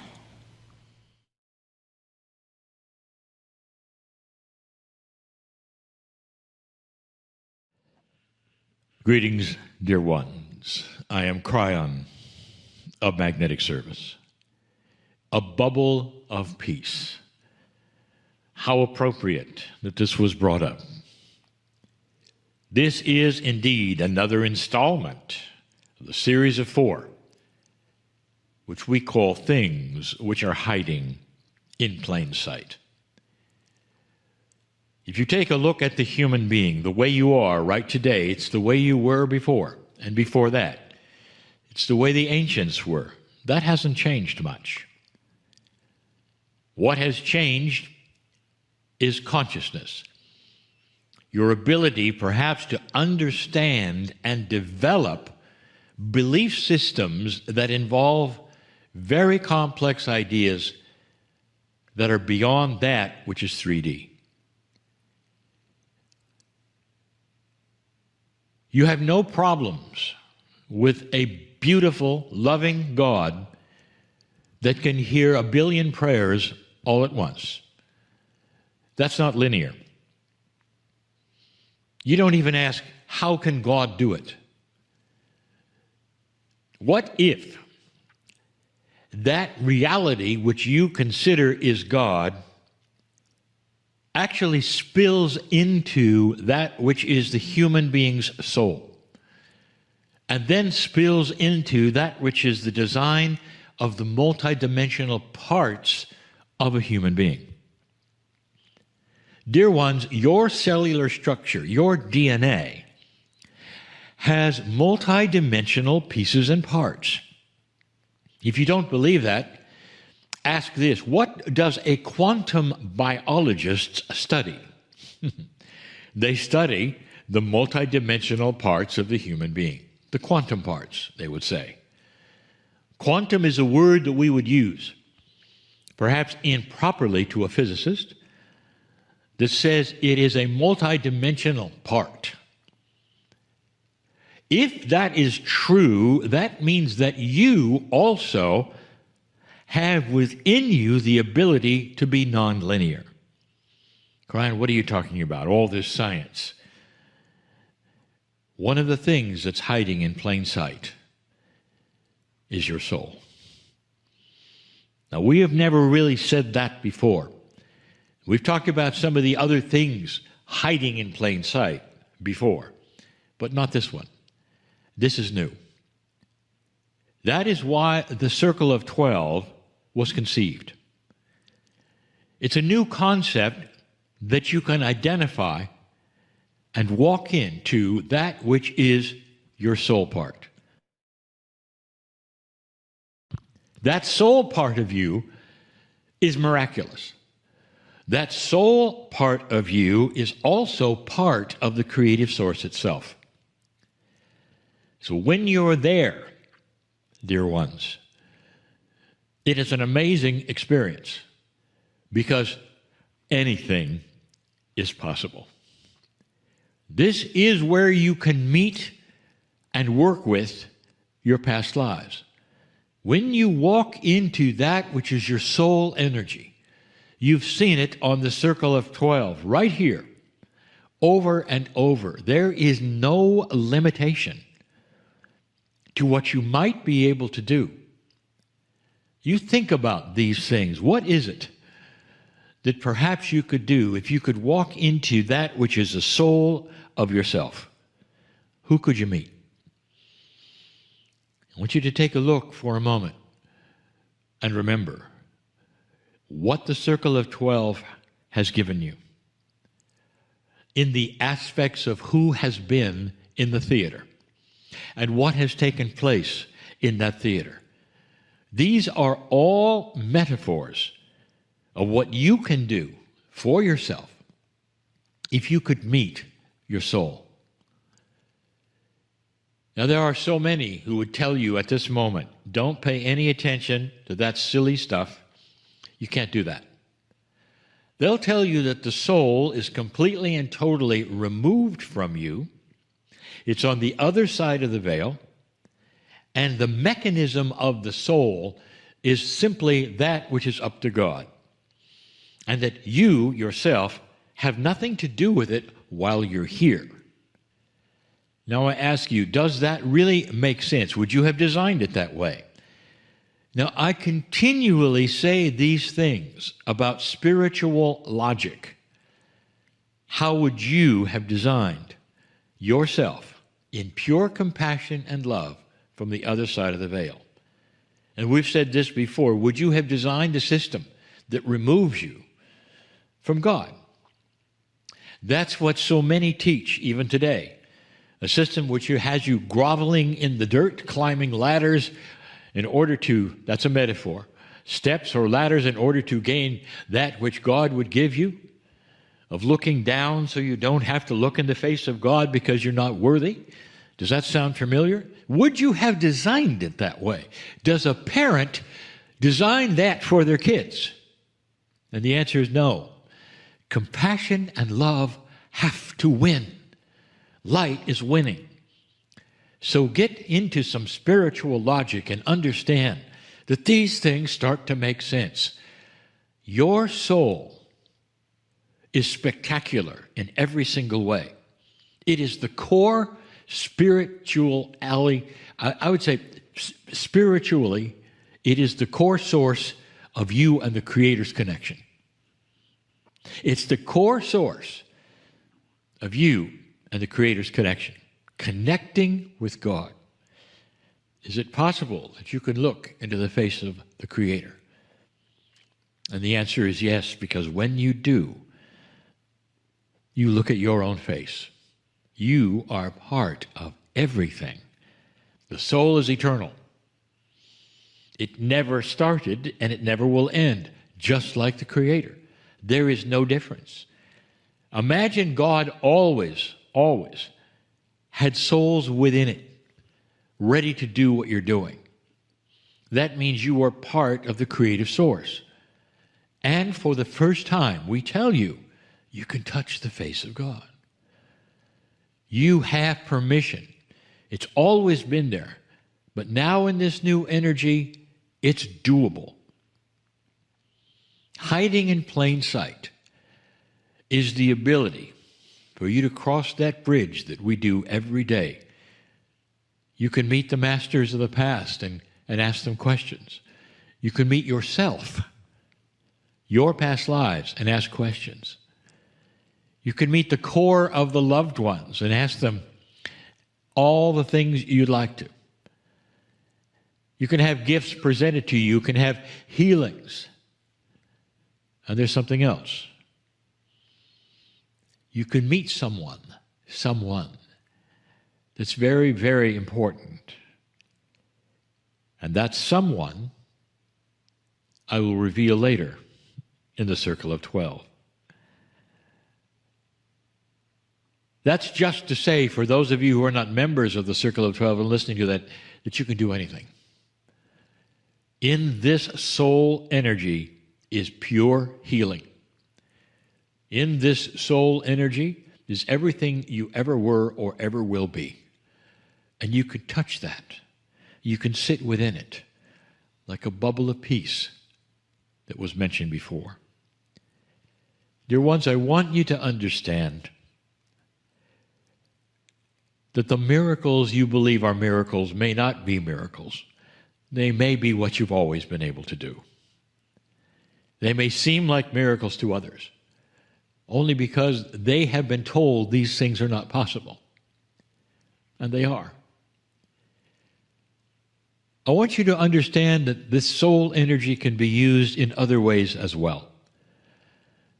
You don't have to cross that bridge. You don't have to go into a visualization. You can drop within your heart instantly and be in that beautiful theater that all of you know about. And you can just sit there and be loved. Because you transfer that which is your consciousness into the field of your soul. And suddenly, you're in this beautiful bubble, and you know it. And you want to sustain it as long as you can, like the gurus in India, in their profound meditations. And it can go on as long as you want to, and sometimes time is removed in those areas. This is what you can do every single day. Drop into your heart, feel that bubble of peace within you, and know that you are in your soul energy. And you don't have to do anything. You don't have to meet anybody. But it will soothe you. And you will be in touch at that moment with your core energy, and you will feel peace and compassion and love in times where you really need it. These are troubling times for many. And our information is always the same. That you don't have to be part of it, dear ones. And you can remove yourself to such a degree that the frustrations will not be frustrating. And you can be peaceful and walk through. So let's move into a brief meditation before we have the Kryon channel. And to help us prepare for that, I invite you to close your eyes and move into that space where the external world can just take a back seat just for a few moments as you reconnect with the core essence that is within you. There is something within you that responds and resonates to the message of Kryon. It is why you are here. It is why you have connected with us. And perhaps you feel that when you come out of this place, your world doesn't have that beautiful meld between your light work and your day-to-day life work. So perhaps we can give an intention that as we move forward in our life, we have more of a meld between our spiritual life, our core essence, and that which we do on a day-to-day basis. Dear Spirit, bring about a meld between the core essence of my divine soul being and that which I do on a day-to-day basis. Dear Spirit, bring me the synchronicity that I need to fully step into my passion, my purpose, and the things that ignite my spark on a daily basis. And now with that request, imagine how that feels for you to already have that meld with your core spiritual self and that which you do in a daily life. And let us give gratitude and thanks that we always have the ability to go in and listen to Kryon again and again to help us rekindle the remembrance of who we are. And to help rekindle that remembrance of who we are, we now sit back and enjoy the beautiful message that is coming directly to you at a very personal level from Kryon.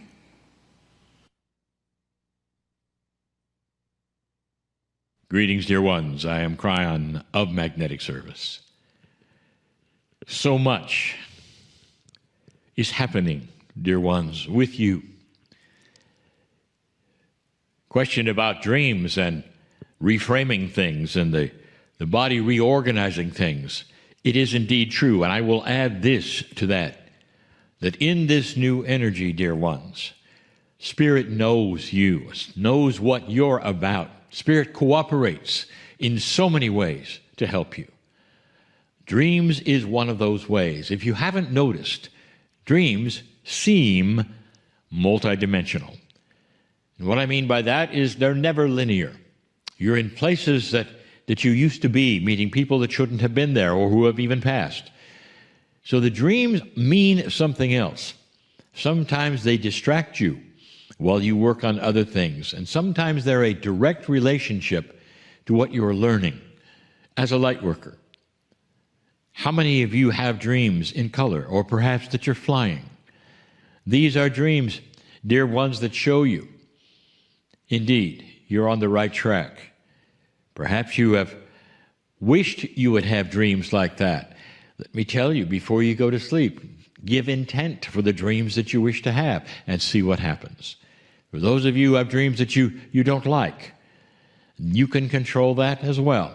Dear Spirit, you might say before you go to sleep, let the dreams this time, tonight, enhance my magnificence.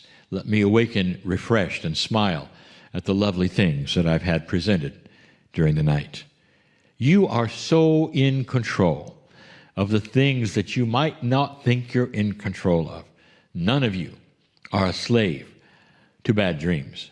You can control them completely, totally. Like all of the other things that we've been telling you, you're in charge of. This is channel number 4 of 4. The title of Things Hidden in Plain Sight.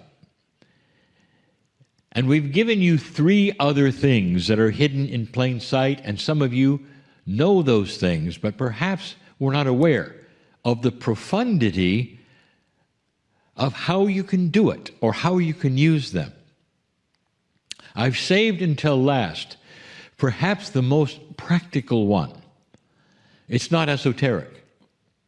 Some of you will say it is, because you're not understanding perhaps how it might be used. But truly, it is not esoteric. It has to do with you doing something that no organization that is spiritual on this planet has ever told you you could do. And it's this one. You, as you sit there, as you live from day to day, can control your own reality. This always gets us in trouble when we speak of this, because there are those who look askance and say, look, chance is chance. If I step off the curb and a truck is coming, that's chance. Now, how do you steer around the things like that? How do you create a reality which will not have you step in front of a truck by chance? This is where it gets good. Let me present something to you. If you do not have any consciousness toward your path, in other words, if you simply let chance happen, and it will, just like you said, imagine that there is a path before you that is filled with potholes, and you'll step in a number of them, and that's called chance. Now think for a moment that you give consciousness toward your path. And when you do, dear ones, you're presented with a path that either has no potholes or you get to steer around them through timing and synchronicity. You won't be at that junction where the truck comes along because you have asked not to be. That is how it works. You connect with the field, where the field has the potential of absolutely all consciousness and things that may or may not happen. And you start to steer yourself through that consciousness into fields with no potholes, because you are now in control of your path. Dear ones, I am telling you that you have the ability not to have a chance, random kind of future. It's also a consciousness of what you expect. And that's how it works. It's not you then consciously steering yourself into places you want to go. It's you with your intent and your affirmations for your life. What are your perceptions of what you can do? Do you think it's possible for your own body and your own mind to project yourself into safe places? For you to give intent for greater things than you have, or to be in the right place at the time that you need to be? What do you think of this when you would say, Dear Spirit, tomorrow, let me meet the people I should meet appropriately. Steer me into the correct places. I'll be aware with my intuition of those places. Bring me this or something better. And that's the prayer. And it's simple. But if you do it every day and you do it often enough, you're going to see you get to control chance. And you won't be in front of the truck. In fact, you will meet the people you need to meet in order to go to the next level that you have then projected for yourself. I wouldn't tell you this if it were not then being able to be measured by others, seen by others. And so many old souls and light workers are participating in this. Your intent and your verbalization for what you want is the key. We have said before so many times that you are in charge of this, which is your reality, through your verbalization and what you expect next. It also goes to explain the opposite. How many times have we told you this? You are not a victim of this planet. There are those, and I hope some of them are watching, who feel they are. And so I will say, if you feel you're a victim of this planet because bad things continue to happen over and over, let me ask you, what do you expect next? The answer is often more of the same. If you analyze your thoughts, your verbalizations, dear one, who feel you're a victim, you will find yourself telling others how bad things are. You'll find yourself verbalizing your fears. I hope this doesn't happen, you'll say. And yet by the verbalization of then stating it, you put it out there for it to happen. You are controlling your own life, and you're steering yourself into trouble. It's almost like, indeed, I've said it before, it's almost like you're in a restaurant ordering on a menu, and you've ordered things that will create that which makes you think you're a victim. The worst things you can imagine come out of your lips, and you're not even aware of it. If you change your intent and start to expect good things, even things you've never seen before, you start to change that reality. This is the way of it. This is a tool of the human being through consciousness, which has always been there. Some will even call it a law, the law of attraction, that as you put things out, they attract to you. As you then put out on that menu the things that you are expecting to have happen, the good things, the synchronistic things, the things that others say are impossible, and then they start happening to you, you know it works. My partner has seen it in his own life. There are others who teach it. It is so real to so many, including my partner, that he designs his life through the expectations of things that have not arrived. And when they do, he smiles. I know it works. And he's not alone. There are so many who start to understand the process of consciousness, intent, to be in the right place, to meet the right people. And they plan around this to such a degree that you might think they can even tell the future. That's how powerful it is. I would like to involve all of you in this kind of projection. And perhaps right now with me, you might take a moment to use this gift together and follow this lead. Dear Spirit, I understand this gift. Dear Spirit, I am not a victim of chance. Dear Spirit, my magnificence can help create a reality for myself that is healthy, steered into the correct place, not by chance. Dear Spirit, I intend the best for myself. Dear Spirit, let me be in the right place at the right time. Dear Spirit, I wish to take my magnificence and push it to the future and see the solution to all the things today that are inappropriate in my life.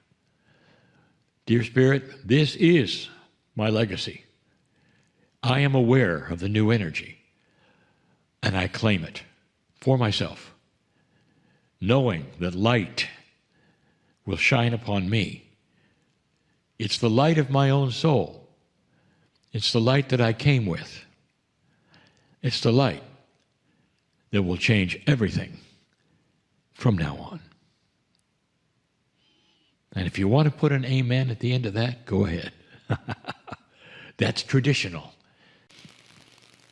And with that, I invite you to close your eyes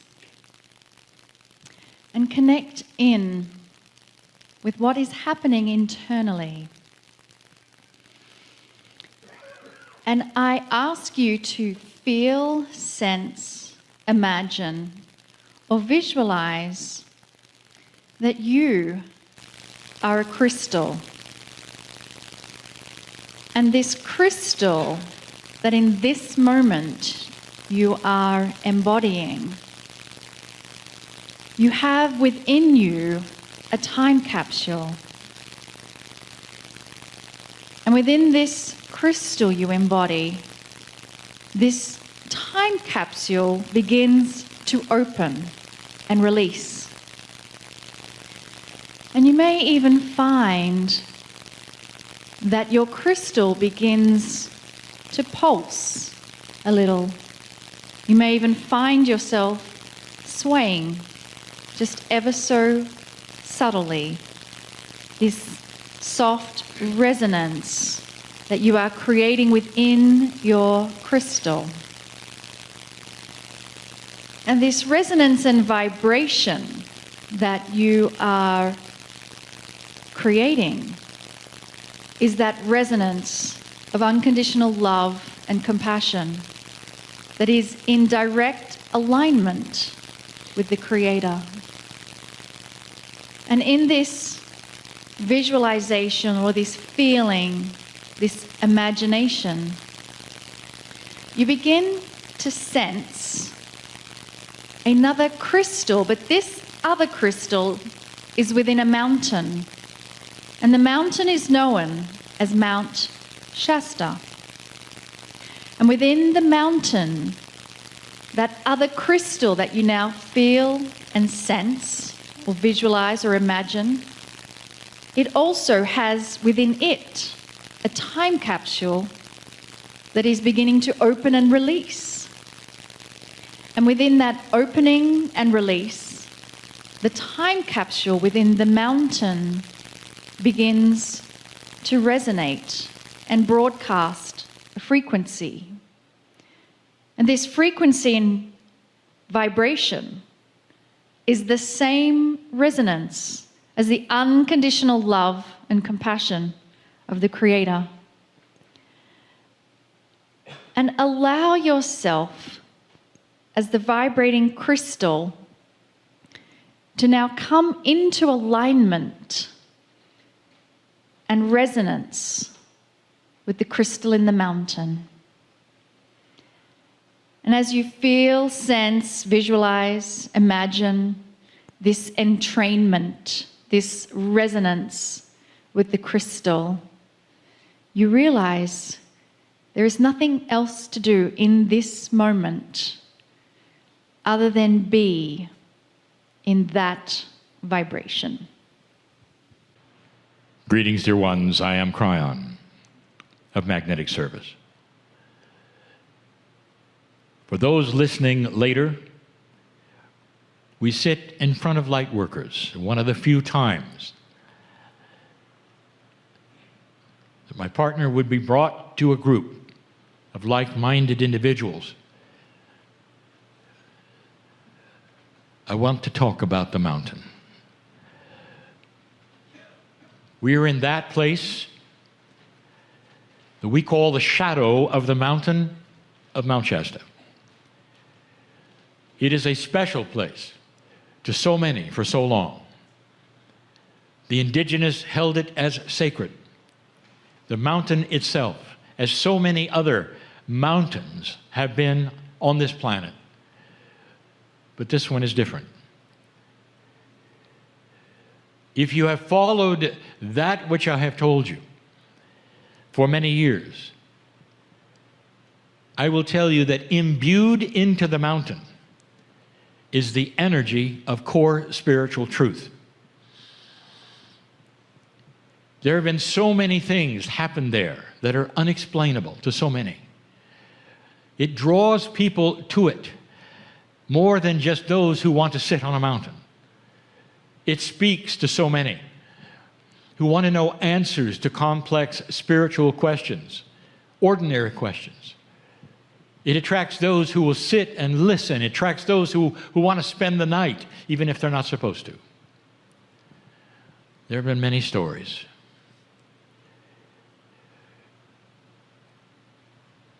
Sometimes the park services, doing their job well, will close it off, and yet at night you will see a light sometimes as bright as an acetylene torch, brighter than any light should ever be, in a place that's inaccessible to any human. There are so many who have seen these kinds of things. They know there must be something there. Oh, there is. My partner told you were at a special time, more special than you know or realize. I'm going to give you that information in a day or so. Something that I'll also reveal on the Circle of 12 that is broadcast. Something that is timely and for you. That's coming. But right now, I want to discuss something that is far out. Hard to believe. Mysterious, laughable to many. The concept of a star mother. The concept of those from the stars that may have actually started your DNA. Where you were humanoid with 24 pairs of chromosomes and it became 23, about 200,000 years ago. And science will verify that. When did a human being change and go for the standard 24 chromosomes to the unusual 23? 200,000 years ago. We teach that something happened then. Some of the indigenous teach something happened then. Information from the hills outside of Peru with the indigenous that have been there for thousands of years, when we say, what happened originally? What is your creation story? And they pass along their language, translated into Spanish, translated into English, one word: intervention. They knew it. Those who are 50,000 years old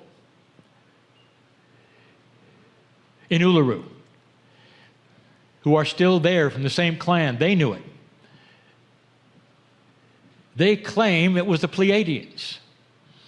Unusual, is it not? Those so long ago who never met one another have the same story about the same event. It's the same time frame coming from the same star system. I'll tell you, it's real. As far out as it may sound, as laughable as some people would make it. And the reason is because of consensus reality that my partner has taught today. None of you were told that. No spiritual leader ever told you that in any of the major religions that you grew up with. Any belief system that was organized on the planet, or even loosely organized, would go there. And so to you, it's an eye-rolling. Not to this group, but those who are listening later. Is it possible that there's something called a star mother, representing those who came, who birthed those who are here, who combined with the humanoids that were here to create a 23 chromosome human? Why? To give them Pleiadian DNA. So you are all hybrids, all of you. But there's something like a time capsule waiting to be revealed in you. And it's time. And I'll tell you about that this weekend.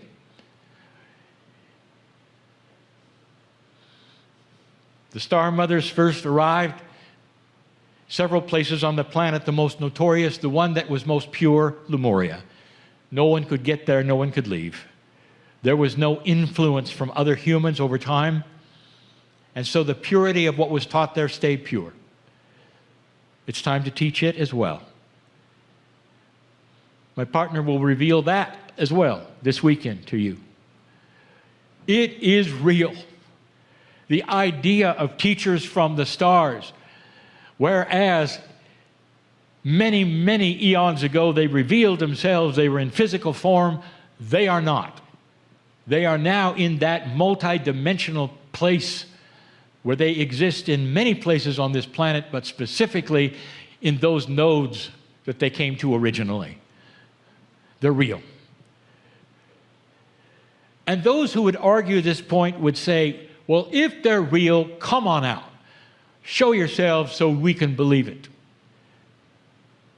And we would say to that person, really? So you don't have any kind of an esoteric mind at all that would believe in a multidimensional force or entity or a thing? And they would say, that's right. They don't. I can't see them, so they're not here. And I would say, how about angels? And there would be a pause. They say, well, that's a little different. How about God? And they'd pause. Well, that's a little different. What if those Pleiadian mothers were angels and you've been seeing them all along? What if they were guides to you and you've been seeing them all along, but they didn't step up and say, hi, I'm from Pleiades. All they did was sit and help you and love you and help you through hard times.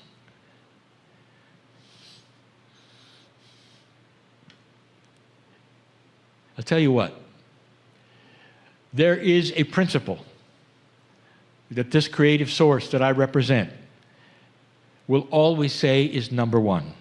Number one, your love beyond measure. Period. Unconditional. Period. Number two, there is no judgment and never has been. That's from men and women, not from God. Number three, you have absolute free choice to believe it or not. And nothing bad is going to happen if you choose to ignore it. Nothing. You can turn to Scripture, old Scripture, very old Scripture, even in your society, to see the story of the prodigal son. The one son that does everything right, the other son does everything wrong, and they go get the same party when they come home. And home is not a shack where they live on earth. Home is a metaphor for the other side of the veil from which they came. That's love. But here's what I'm going to tell you. That Star Mother group who is in the mountain, as you look at it right now, that Star Mother group is there. They know the name of every single one in this room and in the rooms adjacent who are not in this room. They know you're here. They always do. They know your soul name, a name you don't even know while you're here. They see the Creator inside you, and they do nothing until you do. That's free choice. And there are so many who would say, well, how do I activate the Star Mothers in my life, and how do I do this and that? What a linear group says those things. How do you think about ice cream? Write the list, will you? You just do it. I want an ice cream. Oh, I can taste the ice cream. You sit in a place, if you've never done it before, and say to yourself, to anyone listening, whoever you are, if you're there, I invite you with my unbelief, I invite you to be with me. Not to show yourself, not a picture, not on Facebook.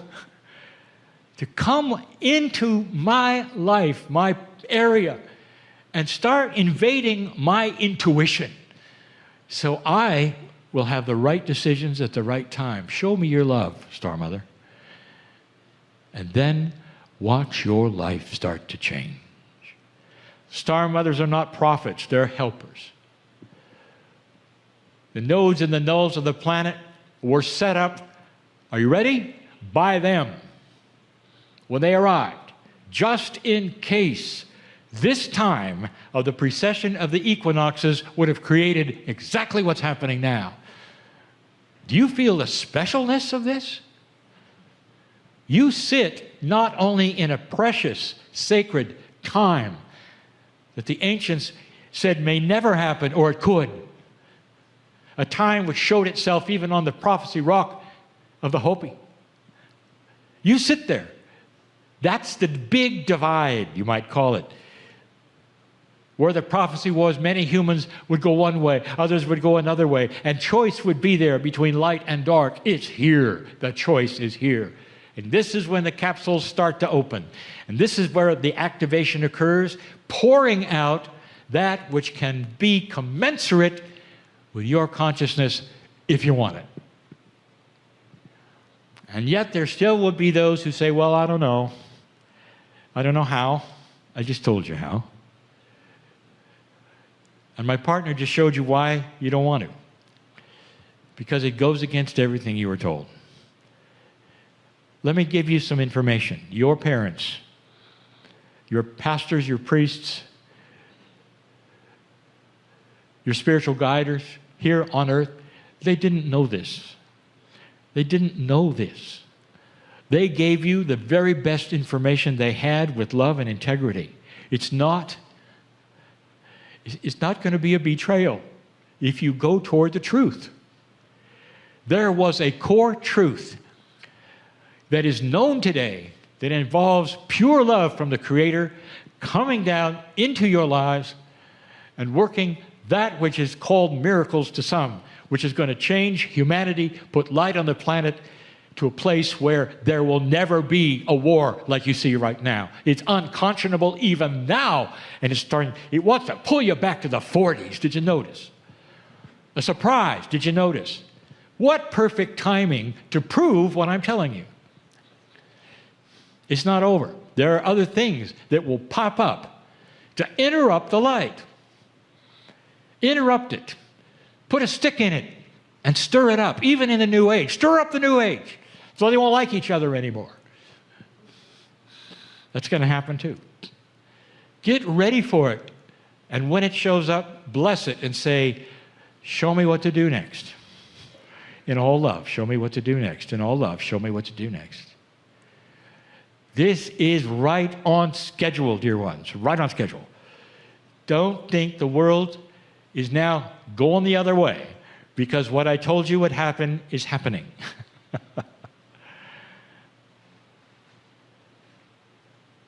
Star Mother, show yourself in the lives of those who want to start to be infused with peace. Peace first. That's the first thing that happens.